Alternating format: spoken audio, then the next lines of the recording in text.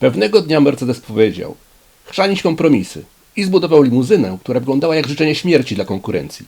Za drogi, za ciężki, za duży, za głośny politycznie. Samochód, którego drzwi zamykają się tak, jakbyś zamykał bańkowy sejf. Samochód, który na autostradzie pełkał Porsche. Każdy minister, gangster i prezes pragnął nim jeździć. To właściwie nie był samochód, to był komunikat. Mercedes W116. Pierwsza klasa S. Dlaczego akurat ten samochód stał się wzorcem luksusowej limuzyny na kolejne dekady? Na początku warto zadać sobie jedno proste pytanie. Co tak naprawdę miało znaczyć te magiczne S w nazwie? Czy chodziło tylko o Sonderklasse, czyli klasę specjalną? Na papierze tak. W rzeczywistości dla wielu ludzi był to skrót od czegoś znacznie większego. Spokoju, bezpieczeństwa, statusu i poczucia, że jest czymś ponad codziennością. Gdy pod koniec lat 60. inżynierowie i styliści Mercedesa usiedli nad projektem następcy modelu serii W108-109, nikt jeszcze nie wiedział, że narodzi się coś, co nazwą S-klasę otworzy zupełnie nowy rozdział. Prace nad samochodem, który zadebiutuje w 1972 roku, ruszyły w połowie poprzedniej dekady. W świecie czarno-białych telewizorów, mechanicznych zegarków i ogromnych limuzyn z chromem wszędzie, gdzie się da, w Stuttgarcie powstał samochód, który miał być jednocześnie bardzo tradycyjny i jednocześnie zdecydowanie nowocześniejszy niż wszystko, co było przed nim. Czy inżynierowie wiedzieli, że tworzą coś przełomowego? Na pewno wiedzieli jedno. Nowa limuzyna musi być bezpieczniejsza, mocniejsza, bardziej komfortowa i trwalsza niż cokolwiek wcześniej. W tamtych czasach panowało przekonanie, że każda kolejna generacja powinna być po prostu więcej. Więcej mocy, więcej przestrzeni, więcej komfortu. I W116 dokładnie tak powstał, jako samochód, który w swojej klasie ma nie zostawiać zbyt wielu znaków zapytania. Jak narodziła się forma W116 i dlaczego wygląda tak masywnie? Co widzimy, kiedy stajemy dziś przed W116? Przede wszystkim sylwetkę, której nie da się pomylić z niczym innym. Masywne botniki, długi przód z charakterystycznym grillem, wyraźnie zaznaczone krawędzie i szerokie poziome reflektory tworzą obraz samochodu, który wygląda jak ruchoma twierdza. Czy ten efekt był przypadkiem? Absolutnie nie. Stylistykę nowej limuzyny zamrożono około 1969 roku. Pod okiem Friedricha Geigera, jednego z cicho działających, ale wpływowych stylistów marki, linia auta wyewoluowała z poprzednika w stronę większej masywności i większego nacisku na bezpieczeństwo. Samochód stał się około 5 cm dłuższy i szerszy niż poprzednik, ale siedział o 2,5 cm niżej. Sylwetka stała się bardziej płaska, szersza, bardziej przyklejona do asfaltu. Po co to wszystko?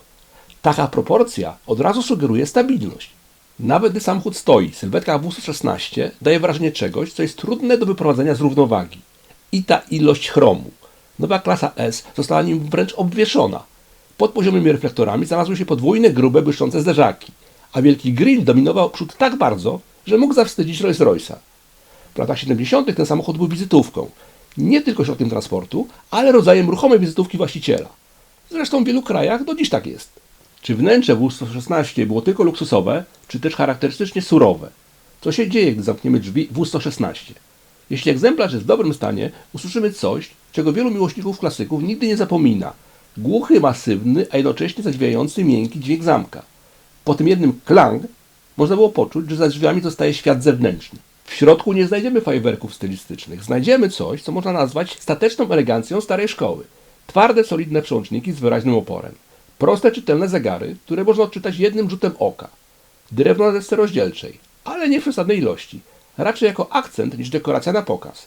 Radio. Najlepiej Becker Mexico. Było wtedy absolutną ekstraklasą, a w klasie S pasowało jak ulał. Dlaczego welurowa tapicerka uchodziła za smakołyk dla koneserów? Dziś skóra jest niemal oczywistym wyborem w limuzynie. Jednak w latach 70. wielu świadomych klientów specjalnie wybierało welur. Nie dlatego, że skóra była gorsza, ale dlatego, że welur dawał inne wrażenie. Bardziej domowe, miękkie, kanapowe. Siedząc w dobrej welurowej kanapie w W116 można było naprawdę poczuć się jak w salonie, nie w biurze. Brakowało tylko kawusi i kota. Ewentualnie psa. Co kto lubi. Obowiązkowy był też składany podłokietnik środkowy. Bez niego trudno było mówić o prawdziwej klasie S. W takich detalach kryła się filozofia. Wygoda nie miała wynikać z gadżetów, tylko z rozsądnie przemyślanej ergonomii. Pozostawał jeden sporny element – kierownica. Gruba, masywna, zakończona dużą piankową poduszką. Estetyką wydawała się toporna. Tyle, że ta pianka miała realne zadanie. W razie wypadku chronić klatkę piersiową kierowcy. Na airbagi trzeba jeszcze było poczekać. I tu pojawia się istota W116. Jeśli coś wyglądało ciężko, zwykle miało w tym głęboki sens. Czy bezpieczeństwo w W116 było tylko hasłem reklamowym? Jak ocenić, czy samochód naprawdę był przełomem w bezpieczeństwie, a nie tylko marketingiem? W przypadku W116 najlepiej spojrzeć na konkrety, które dziś traktujemy jako normę. ale wtedy dopiero wchodziły do gry. W116 był jednym z pionierów koncepcji stref zgniotu, nie jako ciekawostka techniczna, ale jako element systemowo wprowadzany do limuzyny wysokiej klasy. Konstrukcja nadwozia została zaprojektowana tak, aby przyjmować energię uderzenia w ściśle kontrolowany sposób, chroniąc kabinę pasażerską. Zbiornik paliwa przeniesiono z miejsca wrażliwego, spod podłogi bagażnika, na tylną oś, za oparcie kanapy.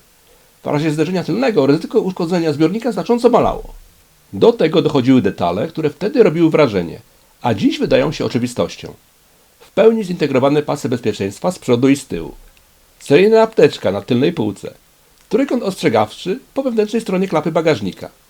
Wszystko to budowało obraz samochodu, który nie tylko miał być wygodny, ale przede wszystkim miał realnie dbać o swoich pasażerów. Kropką nad i było wprowadzenie, pod koniec produkcji, hamulców z ABS. W116 jako pierwszy Mercedes seryjnie oferował ten system. Dziś trudno sobie wyobrazić auto bez ABS, ale w tamtym czasie była to technologia z pogranicza science fiction. Czy duża, miękko zawieszona limuzyna może być stabilna i przewidywalna? Kiedy patrzy się na W116 z jego miękkimi fotelami i masywną sylwetką, łatwo założyć, że prowadzi się jak typowy ponton. Mocne kołysanie, leniwa reakcja na ruchy kierownicy, wielkie wychyły nadwozia w zakrętach.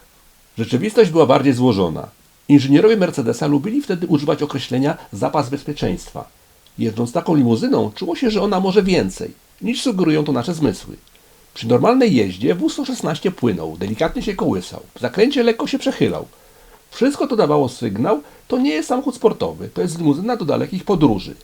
Jednak gdy ktoś wchodził w zakręt zdecydowanie szybciej, niż wskazywała intuicja, mógł być zaskoczony. Maszynie daleko było do nerwowości. Dzięki odpowiedniej geometrii zawieszenia, właściwie dobranej wartości wyprzedzenia stworzenia zwrotnicy, W116 potrafił zachować niezwykłą stabilność, nawet przy prędkościach, które w tamtych czasach robiły duże wrażenie.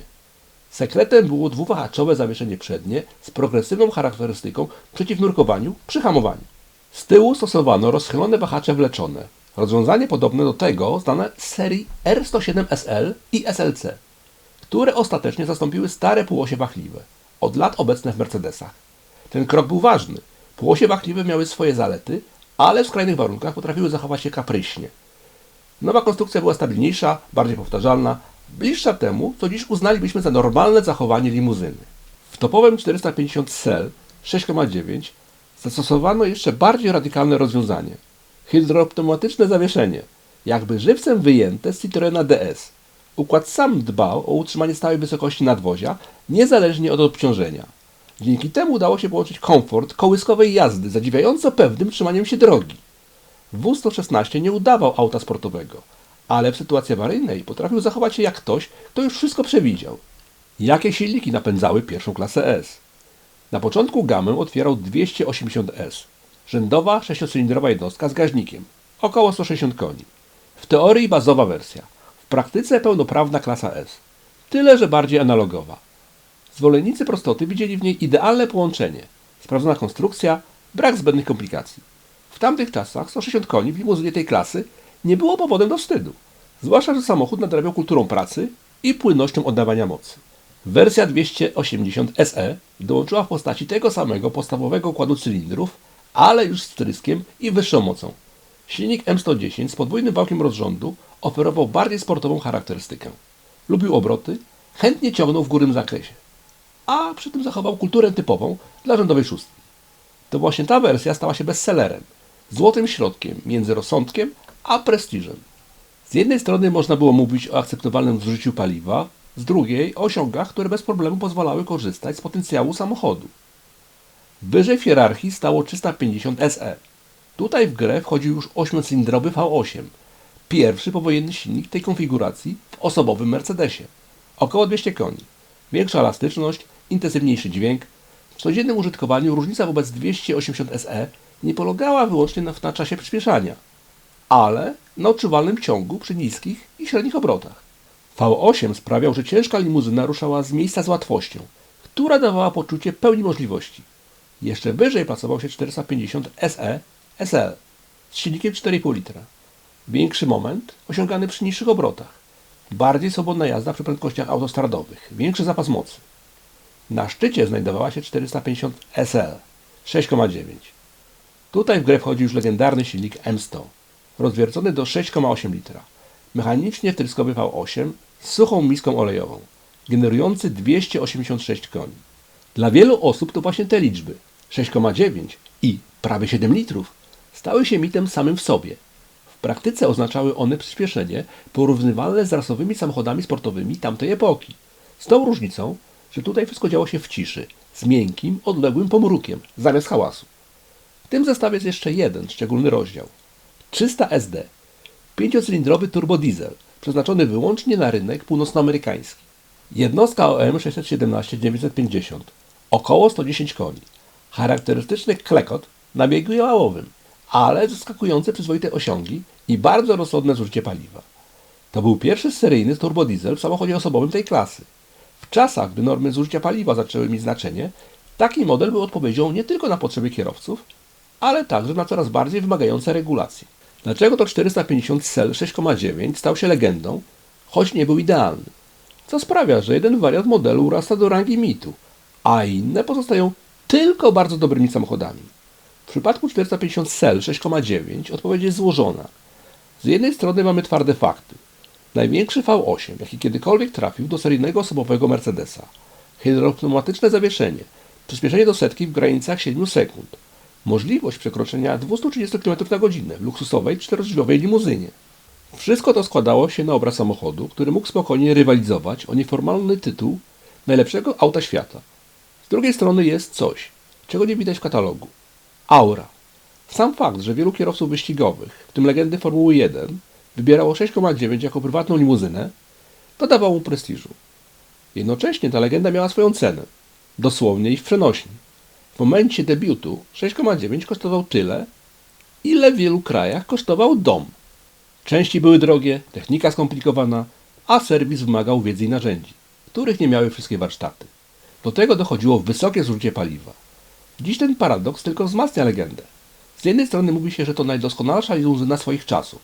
Z drugiej, że jej własny mit czasem przesłania fakt, jak trudny i kosztowny w utrzymaniu potrafił być ten model. Czy cena W116 faktycznie była porównywalna z domem? Kiedy mówimy, że samochód kosztował tyle co dom, łatwo popaść w przesadę. W przypadku 450 SEL 6,9 to nie była przesada. W momencie premiery cena tego auta sięgała około 70 tysięcy marek. Pod koniec produkcji przekraczała 80 tysięcy. W tym samym czasie za podobne kwoty dało się postawić dom jednorodzinny. Na drugim końcu gamy najprostszy 280S wyceniano na niespełna 24 tysiące marek. Dwa zupełnie różne światy w ramach jednej klasy S. Czy to oznacza, że był to samochód tylko dla nielicznych? W praktyce tak. Klasa S, szczególnie w mocniejszych wariantach, była produktem dla firm, instytucji, ludzi na szczycie drabiny zawodowej. Nie była autem dla mas. Jednocześnie, jeśli spojrzeć na łączną produkcję rzędu 470-475 tysięcy egzemplarzy całej serii W116, widać, że jak na topową limuzynę był to ogromny sukces komercyjny. Dla współczesnego widza liczby te mają jeszcze jeden wymiar. Pokazują, że W116 był jednocześnie produktem masowym w swojej klasie i wciąż na tyle elitarnym, że każdy egzemplarz był czyjąś wielką decyzją. Dziś, oglądając taki samochód, patrzymy nie tylko na metal, ale też na czyjeś marzenia, wybory, czasem całe zawodowe historie. Jak W116 wypadał na tle konkurentów? I dlaczego mimo wszystko był osobną ligą? Czy w latach 70. istniały limuzyny szybsze, piękniejsze lub jeszcze bardziej efektowne? Tak. Jaguar Daimler XJ potrafił być szybszy i cichszy. Rolls-Royce Silver Shadow oferował wnętrze, które bardziej przypominało klub dla dżentelmenów niż samochód. Cadillac i Lincoln imponowały rozmiarem i amerykańskim rozmachem. Dlaczego więc to właśnie W116 tak mocno zapisał się w historii? Bo bardzo trudno było znaleźć w nim poważną słabość. Mógł ustąpić rywalom w pojedynczych kategoriach, np. w teatralności wnętrza czy w wizerunkowym blichstrze. Ale gdy patrzyło się na całość, wypadał zaskakująco kompletnie. Inżynierowie zadbali o to, by wszystkie elementy układanki, bezpieczeństwo, prowadzenie, komfort, osiągi, trwałość były na bardzo wysokim poziomie, jednocześnie. Dla wielu osób właśnie ta bezlitosna kompletność sprawiła, że W116 stał się punktem odniesienia. Można było dyskutować, czy wybrać bardziej klimatycznego Rolls-Royce'a, czy może bardziej emocjonalnego Jaguara. Ale jeżeli ktoś chciał samochód, który w najwyższym stopniu łączył wszystko, co ważne w limuzynie, wybór bardzo często kończył się na klasie S. Z perspektywy widza, który patrzy na ten samochód jako na eksponat, pojawia się jeszcze jedna myśl. To nie jest tylko auto. To jest pewien standard, który wyznaczono kilkadziesiąt lat temu, a który do dziś jest punktem odniesienia dla całej branży. No właśnie, jak dziedzictwo W116 wpływa na współczesne samochody, nawet te zupełnie zwyczajne? Czy nie jest przesadą twierdzenie, że niemal każdy samochód, który dziś wyjeżdża na ulicę, zawdzięcza coś klasie S? Na pierwszy rzut oka może tak brzmieć, ale jeśli spojrzymy na to, co faktycznie debiutowało w klasie S, a potem spływało do niższych modeli i dalej do innych marek, to ta teza przestaje być taka śmiała. W tym sensie można powiedzieć, że W116 rozpoczął pewien łańcuch pokarmowy innowacji. Najpierw w limuzynie najwyższej klasy, potem w mniejszych Mercedesach, a ostatecznie w całym rynku. Dziś przeciętny kompakt ma systemy bezpieczeństwa, o których w latach 70. nawet nie śniono. Po części jest to zasługa podejścia, które kształtowała właśnie klasa S, jako samochód, na którym testuje się przyszłość. Co zostaje, gdy odfiltrujemy technikę, liczby, dane katalogowe? Na końcu zostaje pytanie, które najważniejsze jest dla widza oglądającego film o takim samochodzie. Co tak naprawdę czyni W116 ważny? Nie jako zbiór detali, ale jako całość. Odpowiedzi jest kilka, ale można je sprowadzić do jednej myśli. W116 był samochodem, który bardzo konsekwentnie łączył człowieka z ideą luksusu, rozumianego jako spokój, bezpieczeństwo i pewność. W świecie, który lubił się zmieniać szybciej, niż wielu osobom się podobało. Taka limuzyna była jak ruchoma strefa komfortu. W116 nie jest już tylko środkiem transportu. Ostatecznie stał się punktem odniesienia. Samochodem, do którego nawet jeśli nigdy się nim nie jeździło, porównuje się inne limuzyny. A wy co sądzicie o W116? Klasa S? Czy tylko przerośnięty W123? Podzielcie się proszę swoją opinią w komentarzach. A jeśli nie chcecie przegapić następnego filmu, to możecie zasubskrybować kanał i do następnego.